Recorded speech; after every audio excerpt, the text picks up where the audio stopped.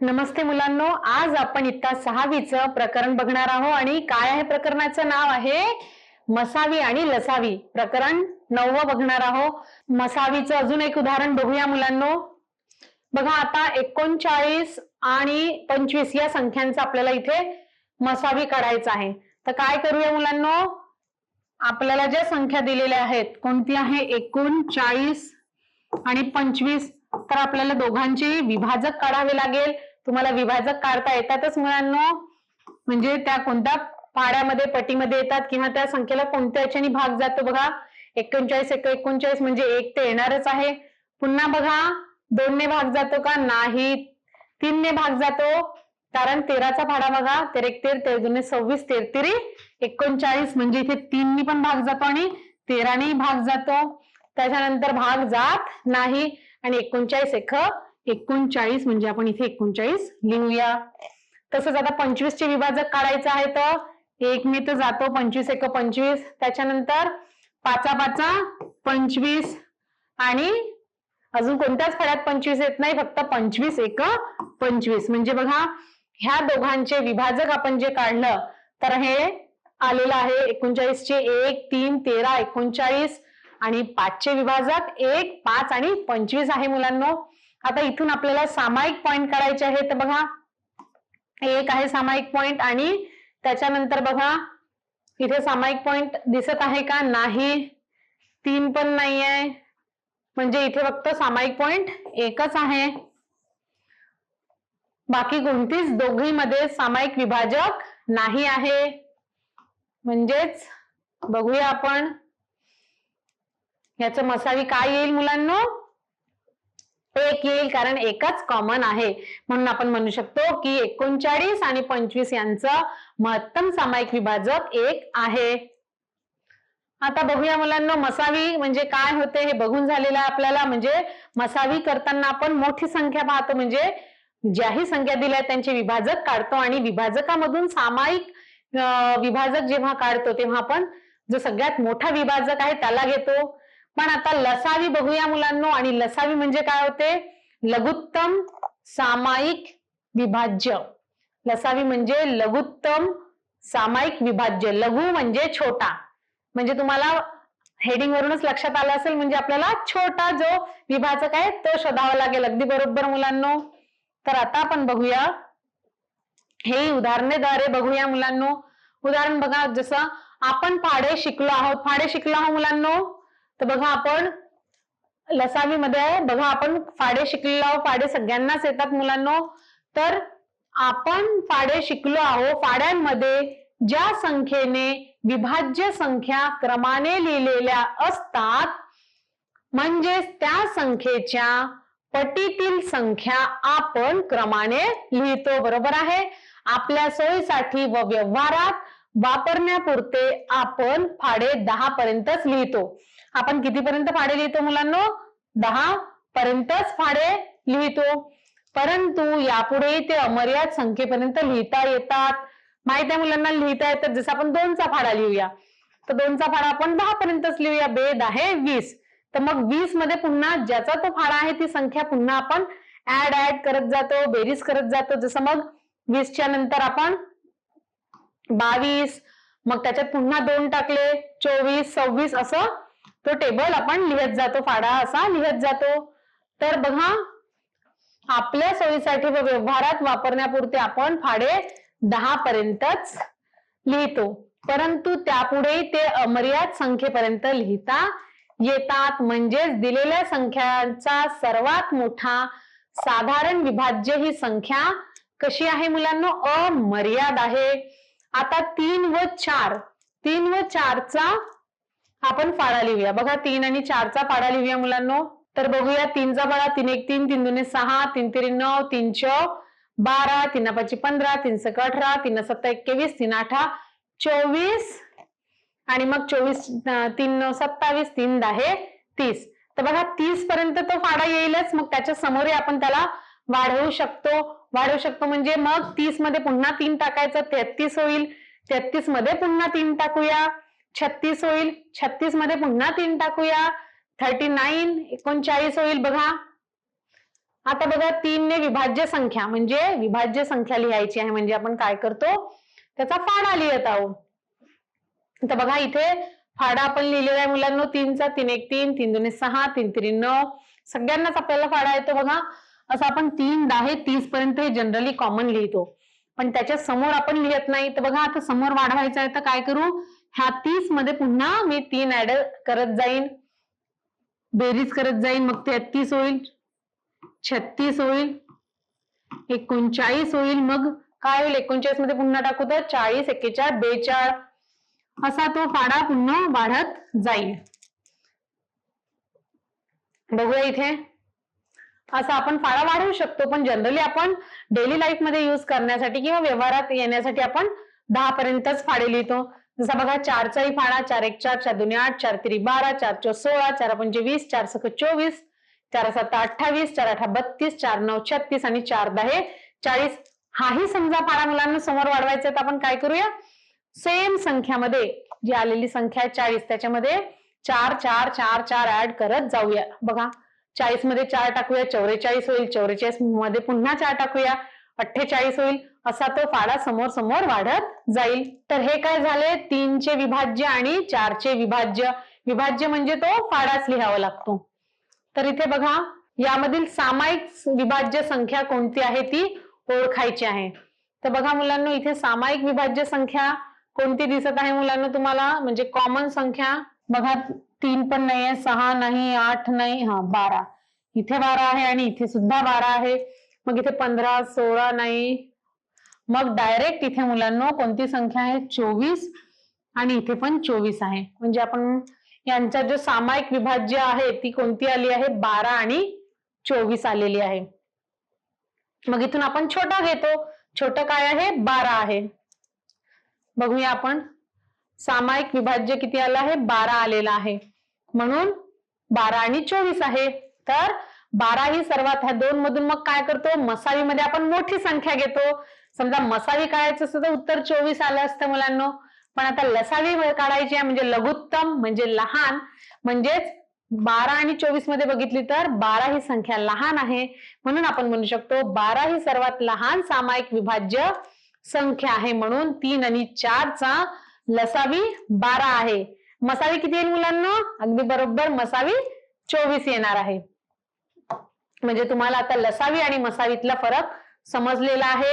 लसावी म्हणजे लघुत्तम लहान आणि मसावी म्हणजे मोठा. तर बघा मुलांना आता आपण अजून उदाहरण बघूया. रेहाना आहे आणि एक ॲना. तर रेहाना आणि ॲना बघा इथे काय आहे, रेहाना आणि ॲना फुलांचे गजरे करतात. हे काय करतात मुलांना, फुलांचे गजरे करतात आणि प्रत्येकीला समान संख्येचे फुले टोपलीत द्यायची आहेत आणि त्यांना सगळ्यांना समान टोपलीमध्ये फुले द्यायची आहे. तर इथे बघा रेहाना तू 6 फुले असलेले गजरे कर. काय म्हणतात ह्या बाई की रेहाना तू 6 फुले असलेली गजरे कर, आणि ॲना काय म्हणत आहे तू, आणि ॲनाला म्हटलंय ॲना तू 8 फुले असलेली गजरे कर. म्हणजे रेहाना 6 फुले असलेले गजरे करणार आहे आणि ॲनाला म्हटलंय तू 8 फुले असलेले गजरे कर, आणि तुमच्या प्रत्येकीच्या टोपलीत कमीत कमी किती फुले ठेवू. म्हणजे कमीत कमी काढायचंय, म्हणजे काय काढावं लागेल मुलांना इथे आपल्याला कमीत कमी म्हणजेच लघुत्तम म्हणजे लसावी काढावं लागेल. तर पहिले आपण काय करूया, इथे 6चे विभाज्य लिहूया आणि इथे 8चे विभाज्य लिहूया. तर 6चा बघा 6चे आपण लिहूया 6 1 6, 6 2 12, 6 3 18, 6 4 24, 6 5 30, 6 6 36, 7 42, 48. मग त्याच्यानंतर असा तो फाडा 48 नंतर 54 आणि मग 60 असा तो 6चा फाडा आपण लिहिलेला आहे. आता बघा 8चा फाडा लिहू. 8 1 8, 8 2 16, 8 3 24, 8 32. व्हेरी गुड, तुम्ही सांगत जा, मी लिहिते 8 32. 8 1 8, 8 2 16, 8 3 24, 8 32, 8 5 40, 8 6 48, 8 7 56, 8 8 64, 8 9 72, 8 10 80. बघा आपण इथे 6चा फाडा लिहिलेला आहे आणि ते 8चा. त्याच्यात आपण सामायिक विभाज्य बघूया. तर कॉमन पॉइंट कोणते दिसत आहेत बघा. दिसत आहे का मुलांना कॉमन पॉइंट कोणते? नाही दिसत आहे. म्हणजेच हा फाडा आपण अजून समोर वाढवू शकतो. जसं 60च्या समोर पुन्हा 6 म्हणजे 66 वगैरे असा फाडा वाढवू शकतो आणि 8चा सुद्धा असाच फाडा आपण वाढवू शकतो. आणि मग दोघांमध्ये आपल्याला जो स्मॉल आहे, लहान आहे सामायिक विभाज्य, ते त्याचं लसावी राहणार आहे. तर बघूया मुलांनो, इथे आपण 6 आणि 8चे विभाज्य जसे काढले होते बघा. रेहाना इथे म्हणते मला 6च्या पटीत फुलांची संख्या हवी आणि जी ॲना आहे ती म्हणते मला 8च्या पटीत संख्या हवी.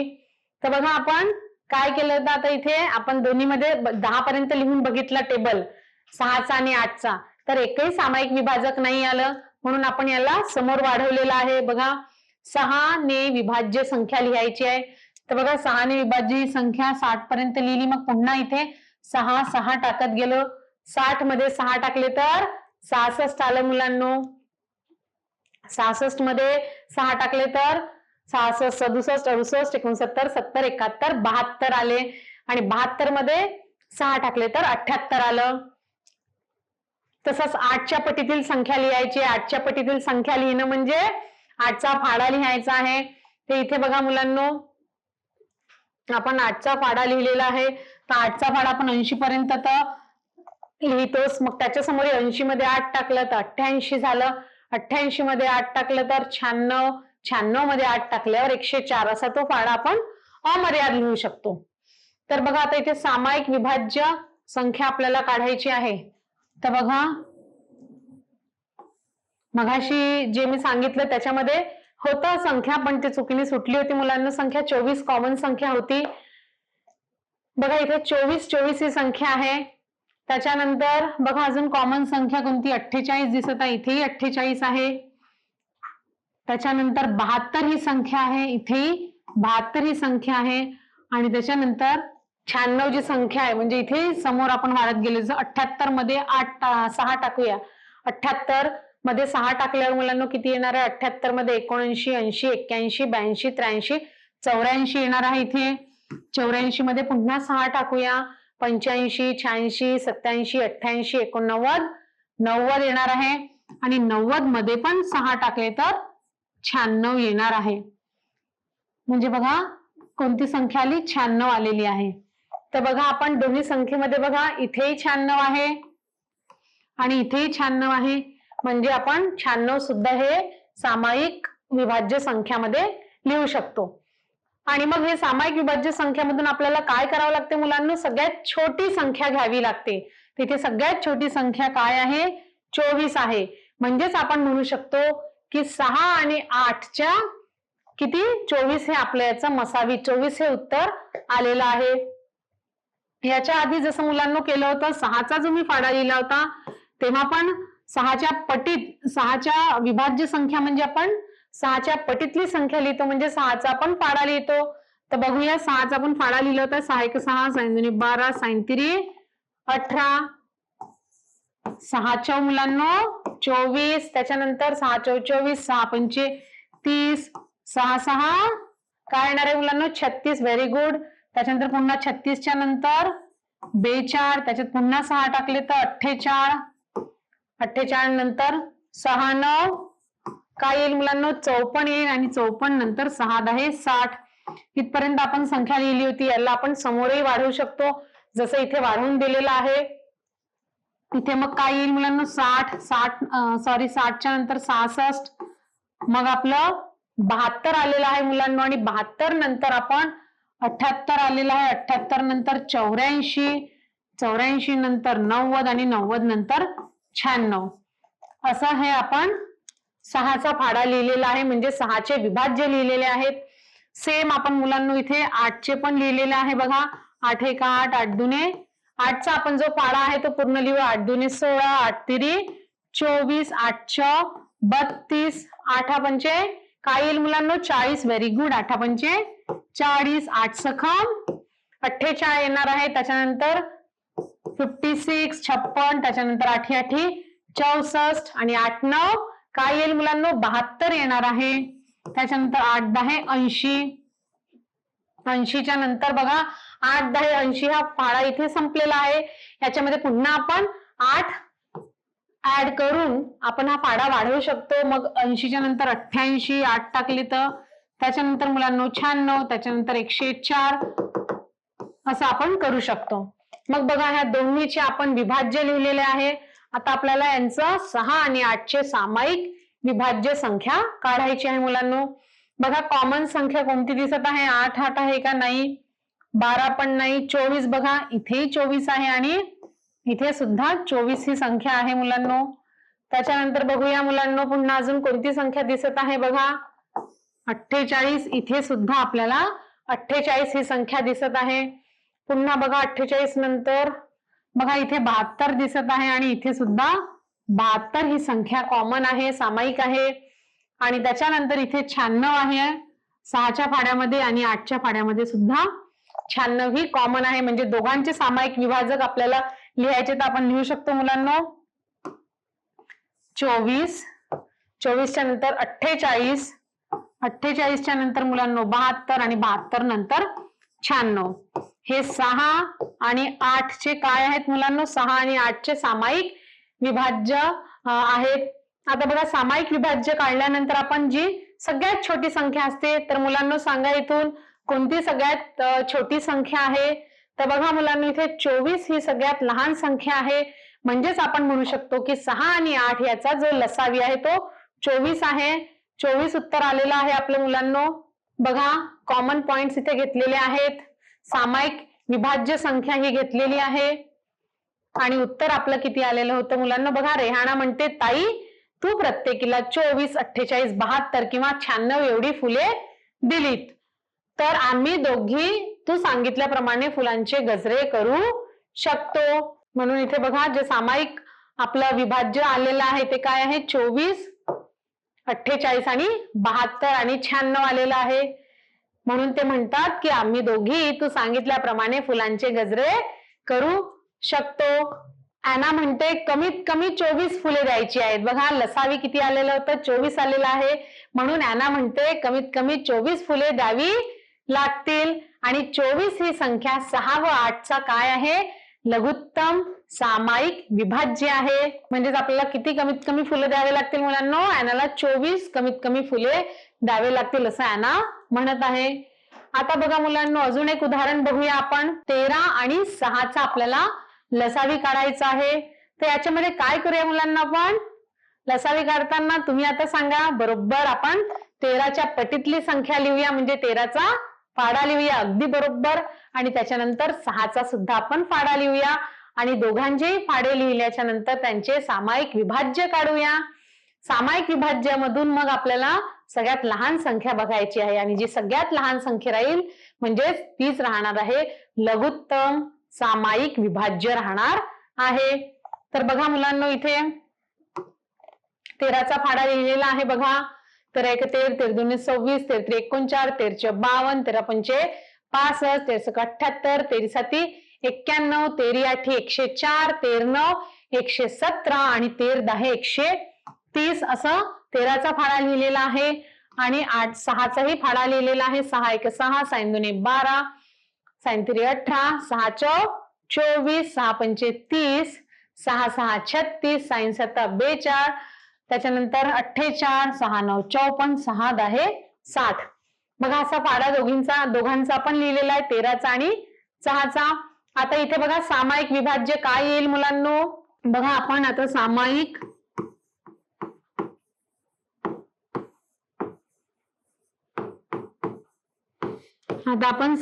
विभाज्य काढूया मुलांनो. कशाचे? 13 आणि 6चे सामायिक विभाज्य काढूया. तर बघा इथे कॉमन पॉइंट्स कोणते आहेत? बघा इथे 13 दिसत आहे का? 26 पण नाही दिसत आहे. 39 पण नाही दिसत आहे. बघा 30 पण नाही, 36 पण नाही, 45 पण नाही, 48 पण नाही आणि 54 पण नाही दिसत आहेत. म्हणजे कोणतीच संख्या कॉमन दिसत नाही आहे. इथे आहे का सामायिक विभाज्य काय आहे? काहीच नाही आहे. मग आपण अशा वेळेस काय म्हणूया मुलांनो? बघा येथे सामायिक विभाज्य संख्या दिसतच नाही, म्हणून दोन्ही फाड्यात आपल्याला पुन्हा पुढे वाढवायचे आहेत. तर बघा, हा फाडा पुन्हा समोर करूया आपण. इथे 130 मध्ये पुन्हा 13 ऍड करूया. मग बघा, 130 मध्ये पुन्हा आपण इथे 13 वाढवत गेलो म्हणजे इथे येईल 130 मध्ये 13 टाकले तर 143. मग 143 मध्ये पुन्हा 13 टाकले तर 156 होणार आहे.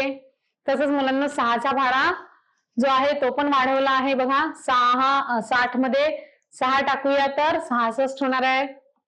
मग 66 मध्ये 6 टाकूया तर 67, 68, 69, 70, 71, 72. 72 होणार आहे. 72 मध्ये पुन्हा 6 टाकू तर 73, 74, 75, 76, 77, 78. Very good. 78 मध्ये पुन्हा 6 टाकले तर 84 होणार आहे. असा हा अमर्याद आपण फाडा लिहू शकतो.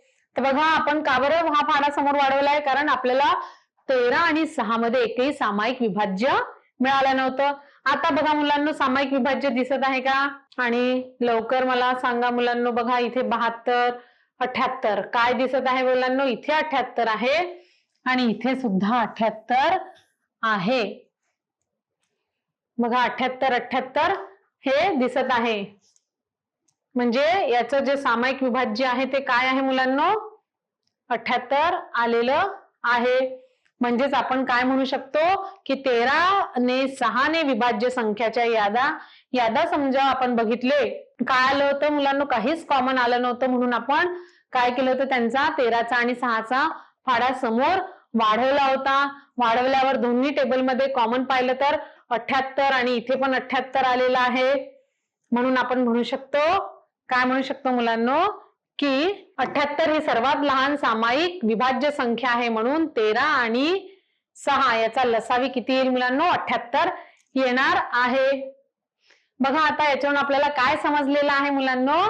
की दोन संख्यांच्या लसावी हा त्याच्या गुणाकारापेक्षा मोठा असू शकत नाही. आपण यावरून काय शिकलो? बघा, 13 आणि 6 मध्ये काहीच कॉमन पॉइंट नव्हतं, म्हणून आपण सामायिक विभाज्य काही नव्हतं म्हणून आपण त्याचा फाडा समोर वाढवला, 10च्याही समोर. मग त्याच्यामध्ये 78 ही सगळ्यात लहान आपल्याला सामायिक विभाज्य संख्या मिळाली, म्हणून त्याचा जो लसावी आहे तो काय निघाला मुलांना? 78 निघाला. तर त्याच्यावरून बघा, आपण हे एवढे उदाहरणे बघितले, त्याच्यावरून आपल्याला एक नियम मिळालेला आहे. तर आपल्याला काय समजलेलं आहे? की दोन संख्यांचा लसावी हा त्याच्या गुणाकारापेक्षा मोठा असू शकत नाही. मोठा राहणार आहे का? नाही, मोठा असू शकत नाही. तर मुलांना आपण थोडा आता विचार करूया. बघा, उदाहरण बघूया. उदाहरणामध्ये बघा, प्रवीण, भाग्यश्री व यश एकच घरातील मुले आहेत आणि प्रवीण सैन्यात अधिकारी आहे. भाग्यश्री दुसऱ्या गावी वैद्यकीय महाविद्यालयामध्ये शिकते. यश जवळच्या गावी हायस्कूलच्या वसतिगृहात आहे. प्रवीण दर 120 दिवसांनी घरी येऊ शकतो. भाग्यश्री दर 45 दिवसांनी घरी येऊ शकते. तर यश दर 30 दिवसांनी घरी येतो. सगळेजण 15 जून 2016 ला एकाच वेळी घरातून बाहेर पडले. त्यावेळी आई बाबा म्हणाले, तुम्ही सगळे, त्यावेळी बघा आई बाबा काय म्हणाले? तुम्ही सगळे एकत्र घरी याल. बघा, आणि एकत्र घरी याल त्या दिवशी आपण सण साजरा करूया. आईने यशला विचारले, तो दिवस कोणता असेल? तर बघा मुलांनो, प्रश्नामध्ये काय आहे? इथे 4 मुलं आहेत. प्रवीण, भाग्यश्री आणि यश हे एकाच घरातील मुले आहेत आणि ते वेगवेगळ्या ठिकाणी आपल्या जॉबसाठी आहेत. तर बघा, जे इथे भाग्यश्री आहे ती दर 45 दिवसांनी घरी येते. प्रवीण हा दर 120 दिवसांनी घरी येतो आणि इथे यश जो आहे तो दर 30 दिवसांनी घरी येतो. तर बघा, मग ते एकाच दिवशी घरून निघाले. म्हणजे कोणत्या तारखेला घरून निघाले? ते 15 जून 2016 ला एकाच दिवशी घरून निघाले. मग तेव्हा त्यांच्या आई बाबांनी काय म्हटलं? तुम्ही तिघेही जण एकाच दिवशी घरी वापस या. तुम्ही तिघेही जण तुम्ही सगळे एकत्र घरी याल त्या दिवशी आपण सण साजरा करूया. आणि आईने यशला विचारले की तो कोणता दिवस असेल, असा कोणता दिवस जमेल की तिघेही जण एकाच दिवशी घरी येऊ शकतील. तर काय करावं लागेल मुलांनो, इथे आपल्याला 120, 45 आणि 30 याचं आपल्याला पहिले विभाज्य काढावे लागेल. बघा यश मग काय म्हणाला, यश म्हणाला जितक्या दिवसांनी आम्ही एकाच वेळी घरी येणार ती संख्या 30, 45 आणि 120 यांनी विभाज्य हवी. म्हणजे पुढच्या वर्षी 10 जूनला आम्ही एकत्र घरी येऊया, तेव्हा आपला सण असेल. यशने उत्तर कसे काढले असेल मुलांना आता बघूया आपण. यशने काय म्हटलं, आईने विचारले ते कोणत्या दिवशी याल, तर यशने म्हटले जितक्या दिवसांनी आम्ही एकाच वेळी घरी येणार ती संख्या 30, 40 व 120 यांनी विभाज्य हवी. म्हणजे पुढच्या वर्षी 10 जूनला आम्ही एकत्र घरी येऊ, तेव्हा आपला सण असेल. तर यशने हे उत्तर कसे काढले मुलांना बघूया आपण. आणि या उदाहरणामध्ये 30 ने, 45 ने व 120 ने विभाज्य संख्या आपल्याला काढायच्या आहेत, काढाव्या लागतील. थोडक्यात त्याची आपल्याला काय लिहावं लागेल, फाडे लिहावे लागेल. जोपर्यंत तिन्ही संख्या, कुठपर्यंत फाडे लिहावे लागेल मुलांना, जोपर्यंत तीनही संख्यांमध्ये कोणतंही सामायिक विभाज्य येत नाही तोपर्यंत आपल्याला फाडा बनवावा लागेल, लिहावं लागेल. तर बघा मुलांना इथे 30 ने विभाज्य, आता आपण 30 चा फाडा लिहिलेला आहे. 30 10 300. 300च्या समोर पुन्हा आपण हा फाडा वाढवलेला आहे. 330, 300 मध्ये 30 टाकलं 330 आलं. 330 मध्ये पुन्हा 30 टाकले तर 360, पुन्हा 30 टाकू तर 390, असा तो फाडा वाढत जाईल मुलांना. तसंच आपण 120 चा पण फाडा लिहूया आणि 45 चा पण फाडा लिहूया. बघा आता 45 ने विभाज्य संख्या लिहायची आहे. विभाज्य संख्या लिहिणं म्हणजे आपल्याला आता समजलं आहे, त्याचा फाडा लिहायचा आहे. बघा 45 चा फाडा पूर्ण लिहिलेला आहे. 45 10 450 पर्यंत असा फाडा लिहिला आहे मुलांना. तुम्हालाही परीक्षेत आलं तर तुम्ही फाडा लिहायचा.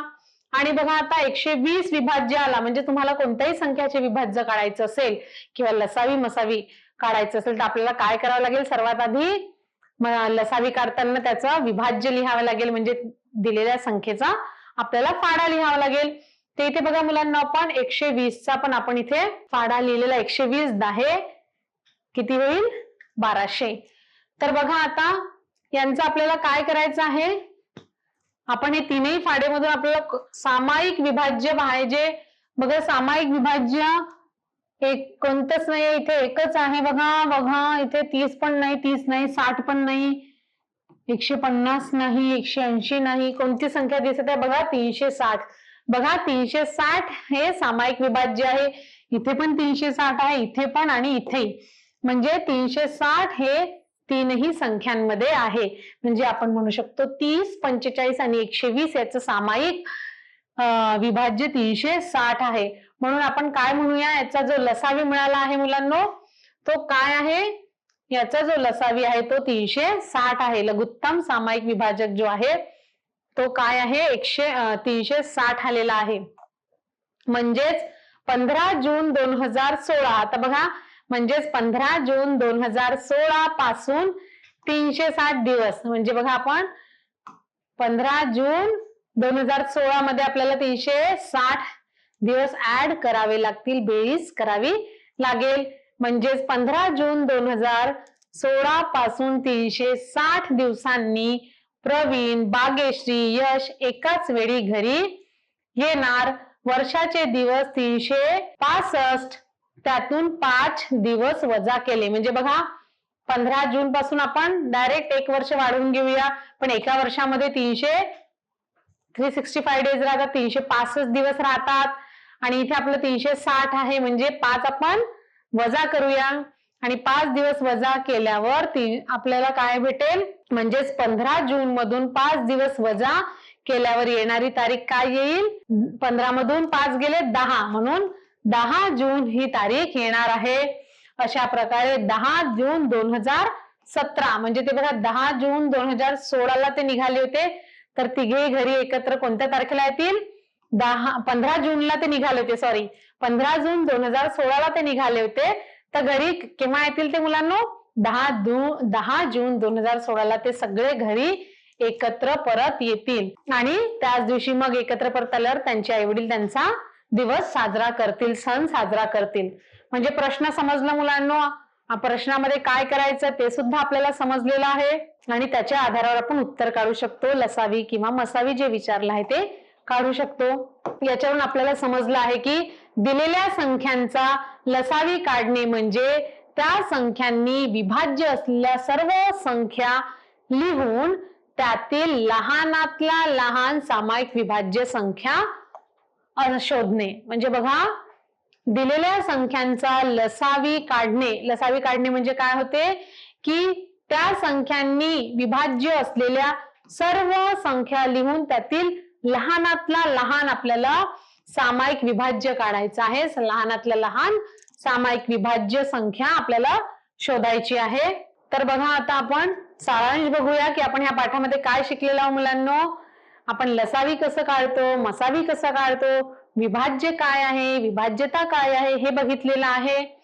तर बघा, या पाठात आपण विभाजक, विभाज्य, लसावी, मसावी म्हणजे महत्तम सामायिक विभाजक, लसावी म्हणजे लघुत्तम सामायिक विभाज्य, या संकल्पनाचा आपण इथे अभ्यास केलेला आहे मुलांनो.